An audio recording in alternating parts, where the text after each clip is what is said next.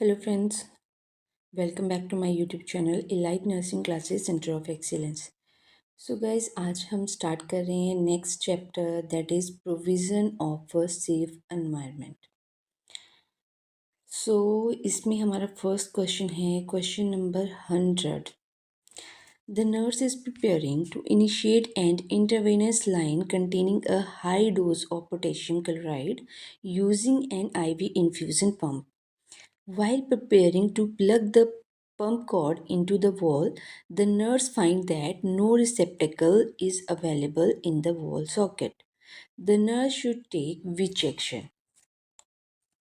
अब क्वेश्चन है हमारा कि नर्स प्रिपेयर कर रही है टू इनिशिएट इंट्रावेनस लाइन जिसमें क्या कंटेन है high dose of potassium chloride, right, using IV infusion pump. Right, कि आप प्रिपेयर कर रहे हो कि आपने इनिशिएट करनी है आईवी लाइन जिसमें हाई पोटेशियम डोज है, मीन ज़्यादा पोटेशियम की डोज है, by using IV infusion pump. जब आप प्रिपेयर कर रहे हो टू प्लग द कॉर्ड, जब आप कॉर्ड को प्लग करने वाले होते हो वॉल में, तब आपने क्या फाइंड आउट किया कि वहाँ पे कोई रिसेप्टेकल्स ही नहीं है वॉल सॉकेट में कि जहाँ पे आप प्लग को प्लग कर सको, राइट, कॉर्ड को. सो अगर आपको ऐसी सिचुएशन आती है तो आपका फर्स्ट एक्शन क्या होगा? The nurse should take which action, right. So first option है हमारा initiate the IV line without use of pump. So without use of pump ये बोल रहे हैं कि हमने इनिशिएट कर देनी है आईवी लाइन को बिना पंप के यूज़ किए. Contact the electrician maintain department for assistant. Secondly ये बोल रहे हैं कि हमने इलेक्ट्रिकल मेंटेनेंस डिपार्टमेंट को कॉल करना है असिस्टेंट के लिए. एंड थर्ड ये बोल रही हैं plug the pump cord in the available plug above the room sink. ये बोल रहे हैं कि रूम के सिंक के ऊपर जो प्लग है आप वहाँ पे कॉर्ड को प्लग कर दो. And fourth one, use an extension cord from the nurse lounge for pump the plug. So ये बोल रहे हैं कि आप एक्सटेंशन कॉर्ड लेके आओ और उसमें से आप क्या कर सकते हो, प्लग कर सकते हो, राइट. सो इनमें से आप क्या एक्शन लोगे? आपके पास वहाँ पे प्लग अवेलेबल नहीं है, आप क्या करोगे? तो हम आईवी लाइन को हम स्टार्ट नहीं कर सकते हैं without using the pump, right, because electrical equipment हमने मेंटेन करने हैं गुड वर्किंग ऑर्डर में और वो ग्राउंडेड होने चाहिए, राइट. नहीं तो फिजिकल हार्ड हो सकता है, पेशेंट को भी हो सकता है एंड स्टाफ को भी हो सकता है, राइट. तो फर्स्ट वन तो इनकरेक्ट ऑप्शन है क्योंकि इसमें बोला गया है कि आईवी लाइन को इनिशिएट करो without pump, right. So secondly, contact the electrician maintenance department for assistant. Yes, जो भी ऑथोराइज पर्सन होगा रिलेटेड टू इलेक्ट्रिसिटी, हमने उसको कांटेक्ट करना है, राइट, कि वहाँ पे हमें प्लग प्रोवाइड किया जाए. Third one is plug the pump cord in the available plug above the room sink. अगर रूम सिंक के ऊपर अगर हम यूज़ करते हैं तो उससे हज़ार्ड भी हो सकता है, राइट. सो हमने क्या करना है, हमने उससे फायर भी हो लग सकती है, राइट. सो हमने ये चीज़ भी नहीं करनी है. Fourth one is use an extension cord. So extension cord भी हम यूज़ नहीं करेंगे, थोड़ी ये अनप्रोफेशनल प्रैक्टिस भी हो जाएगी, राइट. सो जो भी वायर्स हैं एज आई टोल्ड यू कि वो ग्राउंडेड होने चाहिए. अगर ग्राउंडेड नहीं होगी, अगर आप एक्सटेंशन वायर वायर पूरे पेशेंट के रूम में ऐसी फैली हुई है तो उससे हज़ार्ड भी हो सकता है, पेशेंट को भी हो सकता है एंड अदर स्टाफ मेंबर्स को भी हो सकता है, राइट. सो और वो एक तो अनप्रोफेशनल भी होगा, राइट. सो हमारा करेक्ट ऑप्शन क्या होगा कि हमने कांटेक्ट करना है electrical maintenance department for assistant. So चलते हैं नेक्स्ट क्वेश्चन की तरफ. सो नेक्स्ट क्वेश्चन है हमारा question number 101. The nurse obtain a prescription from primary healthcare provider to restrain a client and instruct and assist personnel to apply the safety device to the client. Which observation of unsafe application of the safety device would indicate that further instruction is required for the AP? सो अब question क्या है, question हमसे पूछा गया है कि nurse को prescription दी गई है प्राइमरी हेल्थ केयर प्रोवाइडर के थ्रू कि आपने रीस्ट्रेन करना है क्लाइंट को, राइट, ये प्रिस्क्रिप्शन मिली है। सो नर्स ने इंस्ट्रक्ट किया एपी को, असिस्टिव पर्सोनल को, कि apply safety device to the client, कि सेफ्टी डिवाइस क्लाइंट को अप्लाई की जाए। सो कौन सी चीज़ ऐसी नर्स ऑब्जर्व करती है कि जो अनसेफ एप्लीकेशन शो करती है डिवाइस की, राइट। सो हमें उसके लिए फर्दर इंस्ट्रक्शन देने की ज़रूरत पड़ेगी टू द एपी, कि मीन्स ऐसा क्या वो गलत काम कर रही है, गलत मीन्स इनकरेक्ट एप्लीकेशन मेथड जो यूज़ कर रही है, वो कौन सा ऐसा मेथड यूज़ कर रही है कि जहाँ पे हमें उसे करेक्ट करने की ज़रूरत है, राइट। तो first option, placing safety note in the safety device strap. Yes, safety note को हमने कहाँ करना है, सेफ्टी डिवाइस स्ट्रैप में ही हमने प्लेस करना है, right. So this one is the correct. And second one is the safety securing the safety device strap to the side rail. So ये हमारी इनकरेक्ट प्रैक्टिस होगी जब एपी जो सेफ्टी सिक्योर करेगा सेफ्टी डिवाइस स्ट्रैप को, किसके साथ, side rail के साथ, राइट। सो साइड रेल के साथ अगर हम अटैच करते हैं तो उसकी वजह से एक्सीडेंटल इंजरी हो सकती है, राइट। क्योंकि जब हम साइड रेल को रिलीज़ करेंगे, साइड रेल को एकदम से कई बार हमें हटानी भी पड़ती है, तो उसकी वजह से एक्सीडेंटल इंजरी हो सकती है। So next is applying safety device strap that do not tighten when force is applied against them. Yes, हमने apply करनी है safety device strap that जो टाइट ना हो जब हम फोर्स अप्लाई करें अगेंस्ट देम, राइट। कि हम जब फोर्स अप्लाई करें, राइट, तो वो टाइट ना हो, तो हमने अप्लाई करनी है सेफ्टी डिवाइस स्ट्रैप, राइट, कि वो अपोजिट फोर्स से क्या हो, वो टाइट ना हो जाए। Securing so that two finger can slide easily between the safety device and the client skin. Yes, two fingers gap होना चाहिए स्ट्रैप के बीच में और पेशेंट की स्किन के बीच में, राइट। जो सेफ्टी डिवाइस है उसके बीच में और क्लाइंट की स्किन के बीच में टू फिंगर का, कि टू फिंगर इजीली स्वाइप कर जाए, टू फिंगर स्लाइड कर जाए इजीली, राइट। तो उससे क्या होगा, उससे वो ज़्यादा टाइट नहीं होगा और सर्कुलेशन पर्सन का प्रॉपर रहेगा, राइट। सो इनकरेक्ट प्रैक्टिस क्या थी कि अगर जो सेफ्टी डिवाइस स्ट्रैप है उसको अटैच कर रहे हैं साइड रेल के साथ, तो साइड रेल के साथ कभी भी अटैच नहीं करना है, उसको बेड फ्रेम के साथ अटैच करना है हमेशा, right. So as I told you कि साइड रेल के साथ क्यों नहीं करना है, बिकॉज उसकी वजह से एक्सीडेंटल इंजरी हो सकती है when we release the side rail, right. So हमने साइड रेल के साथ अटैच नहीं करना है। So second one is the incorrect practice, तो वहाँ पे हमने करेक्ट करना है to the AP. So next question is question number 102. The community health nurse is providing a teaching session about anthrax to member of the community and asks the participant about the method of transmission. Which answer by the participant would indicate that teaching was effective? Select all that apply. Last one question जो 101 question था that is important, and 102 this question is also important, right.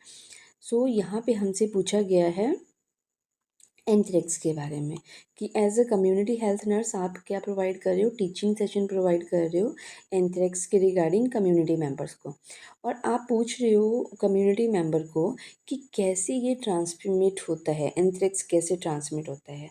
तो कौन सा answer community member आपको बताएंगे कि जिससे आपको ये लगेगा कि मेरी टीचिंग तो सक्सेसफुल होगी, मेरी टीचिंग तो इफ़ेक्टिव है, राइट, कि आप सेटिस्फाइड हो जाओगे अपनी टीचिंग से when you asked to the community कि how anthrax is transmitted, right. So anthrax transmission के 3 रूट होते हैं, राइट, ये चीज़ आप ध्यान रखना हमेशा। Gastro interstitial, right, gastro and lung and skin. So ये 3 मेथड हैं जिसके थ्रू एंथ्रेक्स स्प्रेड होता है, एंथ्रेक्स ट्रांसमिट होता है। सो इसके बेस पे हम आंसर करेंगे। तो first one gastro, second lung and skin. अब देखते हैं ऑप्शन में क्या है। बाइट फ्रॉम टिक और डियर फ्लाइज, ये तो टिक बाइट होगी तो ये आंसर नहीं होगा। Next is inhalation of bacteria spore, so inhalation से होगा, राइट। जैसे मैंने बताया लंग्स के through, right. So inhalation of bacterial spore, right. And third one is through a cut of abrasion of the skin, yes. Cut के through, abrasion के through, skin के through, जैसे मैंने आपको बताया। या जो कोई अपनी स्किन को बहुत ज़्यादा स्क्रैच करता है, राइट, स्किन एब्रेशन है, उसके थ्रू क्या हो सकता है, ये ट्रांसमिट होता है, right. And direct contact with infected, direct contact से ये नहीं होता है। सेक्शुअल कॉन्टैक्ट से भी ये नहीं होता है। And injection of the contaminated undercooked meat, yes. क्योंकि यहाँ पे हमारा क्या आ रहा है, जीआई आ रहा है, याद रखना। और यहाँ पे हमारी स्किन आ रही है जिसके थ्रू ट्रांसमिट होता है। And third one is the lungs, right. So ये हमारे करेक्ट ऑप्शन होंगे, option number 2, option number 3 and option number 6, right. So anthrax is transmitted through gastrointestinal route, lungs and skin.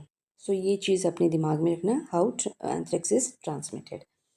सो चलते हैं अब नेक्स्ट क्वेश्चन की तरफ। नेक्स्ट क्वेश्चन है हमारा question number 103। The nurse is giving report to an assistive personal who will be caring for a client in hand restraint. How frequently should the nurse instruct the AP to check the tightness of the restrained hand? So this question is also important.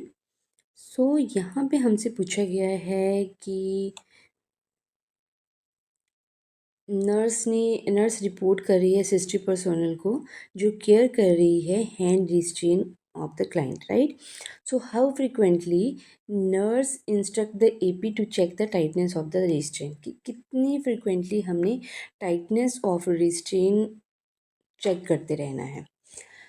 सो हमने instruct करना है assistive personal को कि safety device and skin integrity every 30 minute जो है वो check करनी है, राइट। जो इस 30 मिनट में हम क्या चेक कर रहे हैं, skin integrity, right, skin integrity and circulation, right. 30 minute के बीच में, राइट, क्योंकि सर्कुलेशन अगर टाइट होगी तो सर्कुलेशन वहाँ पे हिंडर हो सकती है, स्किन इंटीग्रिटी वहाँ पे पुअर हो सकती है। सो वो हमने 30 मिनट तक हमने यूज़ करना है। As I told you in previous question कि 2 फिंगर स्लाइड होनी चाहिए between the safety device and patient skin, right, कि वो ज़्यादा टाइट ना हो, राइट। और एवरी 2 आवर्स में के बीच में हमने क्या करना है, रिलीज करना है restrain to permit muscle exercise and to promote circulation, right. जो भी आपकी एजेंसी गाइडलाइंस होंगी वो हमने यूज़ करनी है, हमेशा यूज़ करनी है when we restrain the client, right. So चलते हैं ऑप्शन की तरफ। सो एवरी 2 आवर में हमने क्या करना है, as I told you what we have to do, release the restrain. And every 3 hour हमने कुछ नहीं करना है, एवरी 4 आवर हमने कुछ नहीं करना है, एंड एवरी 30 मिनट हमने क्या करना है, स्किन इंटीग्रिटी एंड सर्कुलेशन को चेक करना है, tightness of the restraining device, right? So fourth one is the correct option. So next question is 104. The nurse is reviewing a plan of care for a client with an internal radiation implant. Which intervention, if noted in the plan, indicate the need for revision of the plan? So guys same question हमने oncology chapter में किया था कि nurse review कर रही है plan of care to the client जिसको क्या है, इंटरनल रेडिएशन इम्प्लांट है, उसकी केयर प्रोवाइड कर रही है। सो कौन सी इंटरवेंशन अगर नोट की जाए इन प्लान, वो इंडिकेट करेगी रिवीजन ऑफ द प्लान। सो कौन सी ऐसी आप प्लान देखते हो इंटरवेंशन में कि जो आपको फिर से रिवाइज करना पड़ेगा, राइट, कि गलत प्रैक्टिस, इसमें भी हमसे पूछा गया है रॉन्ग प्रैक्टिस जो हम कर रहे हैं, right. So first one is a wearing gloves when emptying the client bed pan. Yes, ये तो हमने करना है बिकॉज रेडिएशन पेशेंट को इंटरनल रेडिएशन इम्प्लांट हुआ है, तो जब भी हमने बेड पेन एम्प्टी करना है then we have to wear the gloves, right. And keeping all linen in the room until the implant is remove. Yes, हमने जितने भी लिनन होंगे उसको हमने रूम में ही रखना है जब तक जो इम्प्लांट को हम रिमूव नहीं करते, right. Wearing a lead apron when provide direct care to the client, ये भी ठीक है कि हमने लेड एप्रन पहनना है जब हमने डायरेक्ट केयर प्रोवाइड करनी है खुद को प्रोटेक्ट करने के लिए from the radiation exposure. So next is placing the client in a semi private room at the end of the hallway. So हमने क्लाइंट को सेमी प्राइवेट रूम में रखना है at the end of the hallway. So semi private room में हमने नहीं रखना है, हमने प्राइवेट रूम में पर्सन को रखना है, राइट। क्योंकि जो रेडिएशन है वो दूसरों को अफेक्ट कर सकते हैं, राइट। सो जब इंटरनल इम्प्लांट होती है रेडिएशन, तो उसको 48 आवर्स लगते हैं बॉडी से रिलीज़ होने में, बॉडी से निकलने में, राइट। सो हमने उस टाइम तक हमने पेशेंट को भी प्रोटेक्ट करना है एंड अदर मेंबर्स को भी प्रोटेक्ट करना है for the harmful effect of radiation. तो उसके लिए हमने क्या करना है, उसके लिए हमने लेड एप्रन पहनना है when we provide direct care to the client and all linen should be kept in the room until patient discharge नहीं बोल सकते, until the implant removed, right. और when we empty the bed pan we have to wear the gloves, right. So हमने ये चीज़ें ध्यान में रखनी है when we provide care to the client who has internal implantation, right. So guys, आज की क्लास में इतना ही। रिमेनिंग क्वेश्चन हम करेंगे नेक्स्ट क्लास में। अगर आपने वीडियो को लाइक नहीं किया है then like the video, subscribe my channel and share with your friends. Thank you, bye bye.